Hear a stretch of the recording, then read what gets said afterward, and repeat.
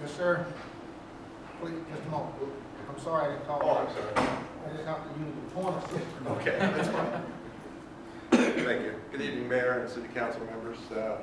My name is John Evans. I live at 612 Turtle Bend Drive in Killeen.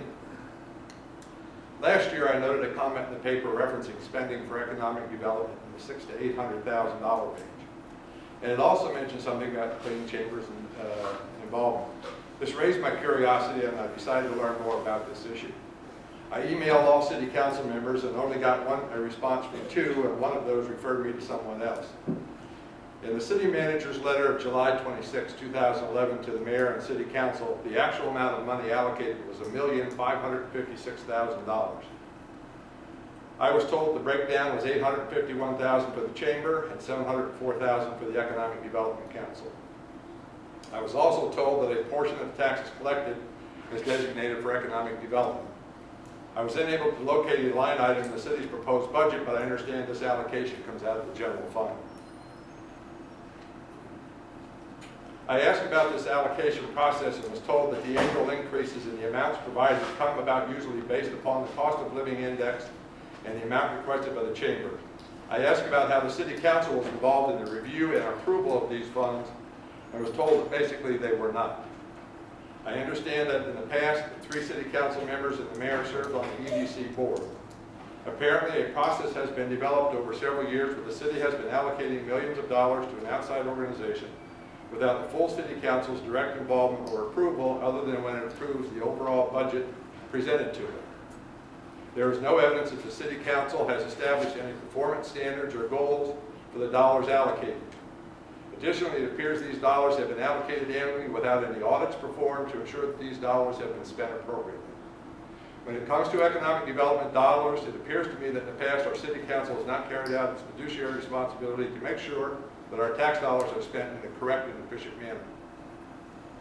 Now, I'm not saying that anything sinister is taking place, but what I'm saying is, and it's quoted in the past, you don't know what you don't know.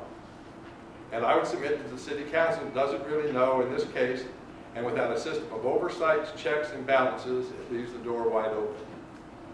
In reviewing the city's statement of cash flows from October 2011 to January 2012, it shows that the Chamber has $643,000 budget rather than the $851,000 budget in the initial breakdown that I was given. The EDC now shows $920,000 rather than the $704,000 as previously stated. These figures differ from the initial amounts I was provided, and the new total is $1,563,000, a $7,000 increase. Now, I'm not a budget or finance specialist, but there may be a good explanation for these variances. However, my concern is that the City Council may not have been informed or made aware of these changes. Also, while reviewing the various statements of revenues and expenses and cash flow statements, several rather large expenditures over the past few years are listed. Items such as land purchases, airport marketing, parking lot purchases, Mounted Warfare Museum, Heart of Texas Defense Alliance, second airport runway, salary expenses, scholarship funds, and various incentives. Now, I'm not taking issue with these expenditures this evening. What I am concerned about is the lack of the City Council's oversight, review, and approval process for these large dollar amounts. The process for approving these high dollar items has not been very transparent at all. They need to be brought up for discussion and voted upon by the full council. When that is done, citizens can then hold their council members responsible and vote accordingly.